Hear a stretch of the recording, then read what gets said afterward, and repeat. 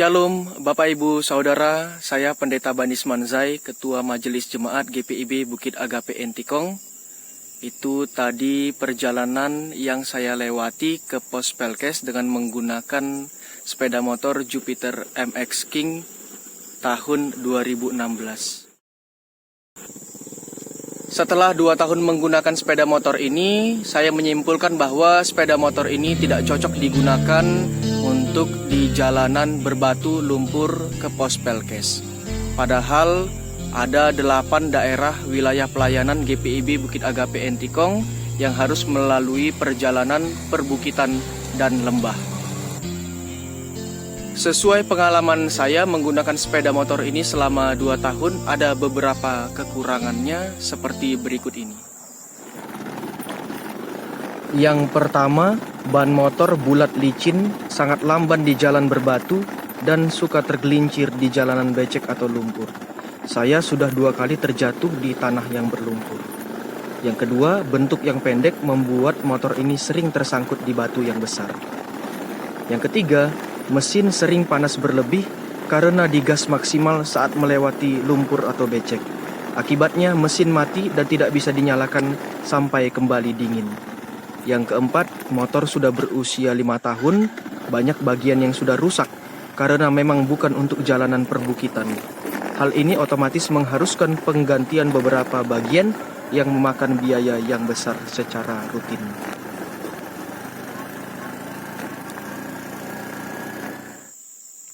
Dengan kondisi sepeda motor yang seperti itu, kami mengharapkan bantuan dari Bapak Ibu semua untuk boleh menyumbangkan dana dalam pembelian sepeda motor trail yang cocok untuk perjalanan di perbukitan, lembah yang berbatu dan berlumpur seperti di pos Pelkes.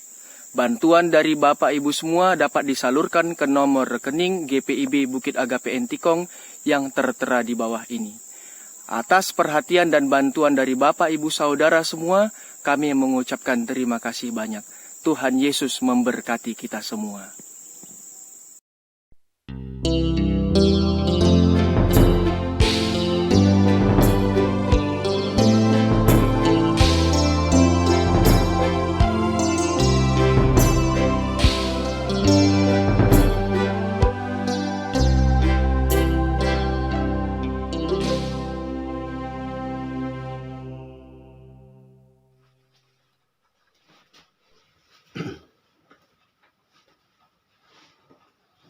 Salam sejahtera, sahabat yang dikasihi Tuhan Yesus. Apa kabar sahabat hari ini? Saya berharap sahabat semua berada dalam keadaan yang baik-baik saja. Perkenalkan, saya Domi Ratupenu, Ketua Majelis Jemaat Pondok Ungu di Bekasi. Saya hendak mengajak sahabat semua untuk membaca dan merenungkan firman Tuhan yang terambil dari Kisah Para Rasul 17 ayat 29 sampai 34. Sebelum membaca dan merenungkannya, mari kita berdoa. Tuhan Yesus yang baik, Allah yang kami sembah dan puja selalu, pada saat ini kami akan membaca dan merenungkan firman yang adalah karya-Mu. Urapi kami semua, agar kami bisa mengerti kehendak-Mu bagi hidup kami. Bersabda ya Tuhan, karena kami sahabat-sahabat-Mu siap mendengarkannya. Amin. Sahabat semua, pembacaan Alkitab pada saat ini terambil dari Kisah Para Rasul 17 ayat 29 sampai 34. Saya bacakan. Karena kita berasal dari keturunan Allah, kita tidak boleh berpikir bahwa keadaan ilahi sama seperti emas atau perak atau batu, ciptaan kesenian dan keahlian manusia. Dengan tidak memandang lagi zaman kebodohan, maka sekarang Allah memberitakan kepada manusia bahwa di mana-mana semua mereka harus bertobat. Karena Ia telah menetapkan suatu hari pada waktu mana Ia dengan adil akan menghakimi dunia oleh seorang yang telah ditentukannya, sesudah Ia memberikan kepada semua orang suatu bukti tentang hal itu dengan membangkitkan Dia dari antara orang mati. Ketika mereka mendengar tentang kebangkitan orang mati, maka ada yang mengejek, dan yang lain berkata, "Lain kali saja kami mendengar engkau berbicara tentang hal itu." Lalu Paulus pergi meninggalkan mereka, tetapi beberapa orang laki-laki menggabungkan diri dengan dia dan menjadi percaya. Di antaranya juga Dionysius, anggota majelis Areopagus, dan seorang perempuan bernama Damaris, dan juga orang-orang lain bersama-sama dengan mereka. Sahabat kekasih Tuhan, ada dua hal penting yang akan menjadi inti perenungan pada saat ini. Pertama, soal keluar dari zona nyaman. Dan yang kedua masih berhubungan dengan itu adalah menyembah Tuhan yang Maha Kuasa yang menghadirkan kesetaraan. Sahabat yang dikasihi oleh Tuhan Yesus, nas yang kita baca tadi merupakan rangkaian dari nas-nas di atasnya, yang di dalamnya kita menjumpai bagaimana Paulus bergumul di medan pelayanannya. Paulus menjumpai begitu banyak patung berhala di kota Athena. Itu berarti juga Paulus menjumpai ada begitu banyak agama dan kepercayaan yang dihayati dan diyakini oleh orang-orang lain pada saat itu. Perjumpaan Paulus dengan itu semua tidak dibiarkan begitu saja oleh Paulus, seolah tidak ada apa-apanya. Paulus melihat banyaknya berhala dan agama saat itu membuat Paulus dengan cermat untuk memperhatikan, mengamati, mempelajari lebih dalam, sambil berusaha sedemikian rupa merefleksikan bagaimana seharusnya ia bersikap dalam perspektif imannya di dalam Kristus. Untuk memperdalam amatannya itu, dengan refleksinya itu, Paulus berusaha untuk bertukar pikiran dengan banyak orang. Baik itu orang-orang Yahudi, orang-orang yang takut akan Tuhan, maupun orang-orang yang ada di pasar. Bayangkan sahabat, orang-orang yang ada di pasar pun menjadi rekan dialog oleh Paulus untuk menyampaikan pemahamannya tentang orang lain. Ini menunjukkan keseriusan Paulus untuk memahami dan mengerti orang lain, sambil sedapat-dapatnya mempertanggungjawabkan imannya dengan mewartakan dan mempersaksikan Kristus pada orang lain. Dan untuk itu, sahabat sekalian, ia keluar dari zona nyamannya untuk berjumpa dengan banyak orang dalam rangka memahami, mengenal tentang orang lain, dan mewartakan serta mempersaksikan Kristus juga pada orang lain. Keberanian untuk keluar dari zona nyaman inilah membuat Paulus berani tampil berbicara di mahkamah Areopagus dengan mengatakan sesuatu yang tak terduga-duga sebelumnya, yang sungguh berbeda dari pemahaman kebanyakan orang saat itu yang sering kali menolak yang berbeda, bahwa dewa-dewa asing dalam istilah Paulus yang adalah Allah yang tidak dikenal oleh mereka, itulah juga yang sesungguhnya diberitakan oleh Paulus yang dikenal dalam diri Yesus Kristus yang telah bangkit dari antara orang mati.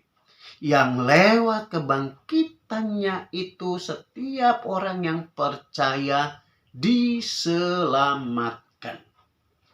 Sahabat yang dikasihi oleh Tuhan Yesus, pernyataan Paulus ini sebuah pernyataan yang sangat radikal pada saat itu.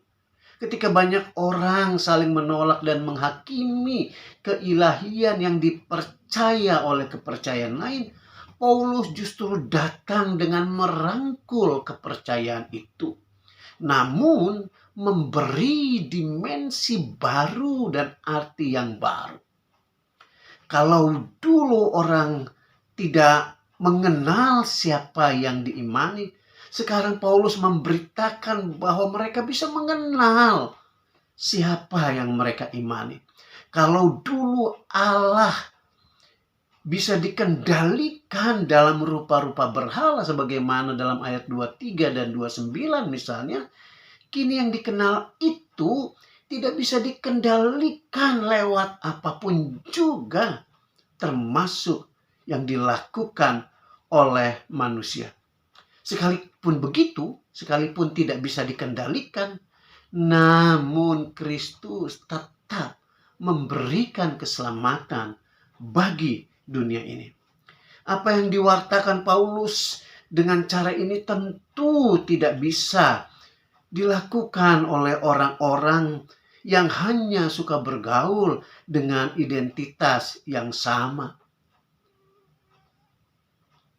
Pemberitaan dan pengenalan semacam ini tentu tidak bisa dilakukan oleh orang-orang yang tidak berani keluar dari zona nyaman berpikir dan penghayatan mereka.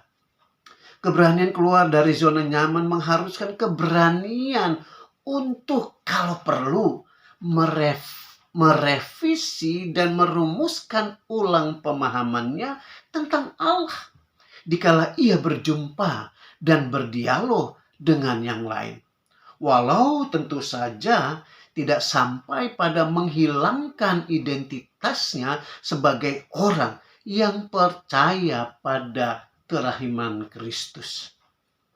Sahabat yang baik, dengan melihat yang pertama di atas tadi, maka pertanyaan yang patut disampaikan adalah bagaimana dengan kita? Sudahkah kita keluar dari zona nyaman kita? Atau jangan-jangan sampai saat ini kita hanya berkutat dengan rutinitas di dalam, sampai-sampai kita tidak bisa lagi berjumpa dengan orang-orang lain. Ketika kita tidak lagi berjumpa dengan orang lain, maka rasanya sulit bagi kita untuk berdialog dengan yang lain, yang sesungguhnya dapat membawa kita pada pengenalan yang lebih dalam tentang orang lain.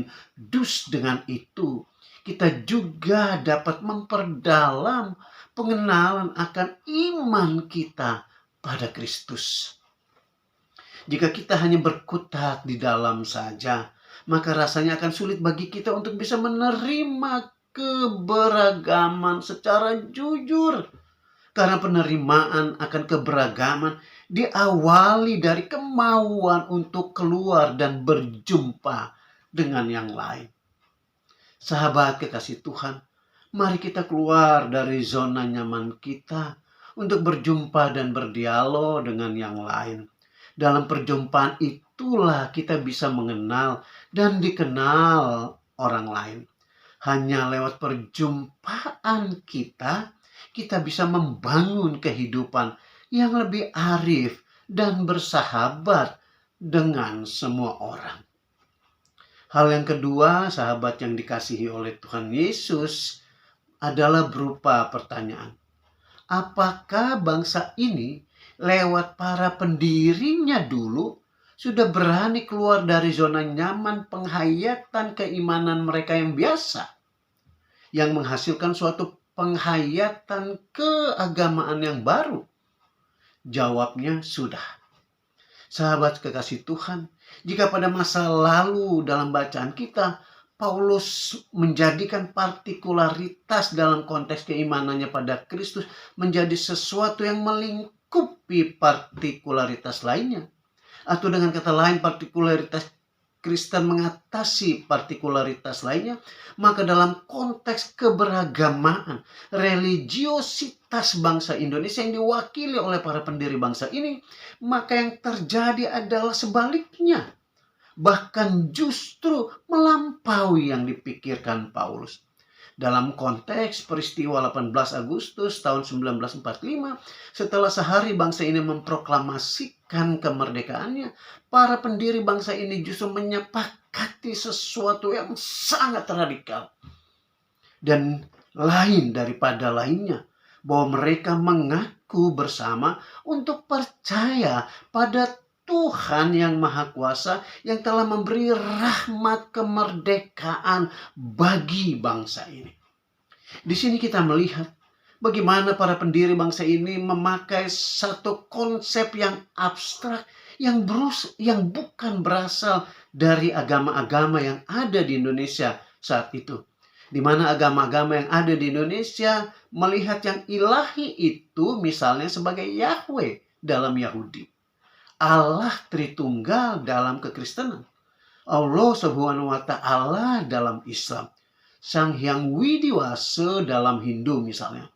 Serta agama-agama suku kita misalnya di Sumba menyebutnya Marapu, di Sabu yang adalah kampung halaman saya menyebutnya sebagai Teo, di Toraja menyebutnya sebagai Puang Matua.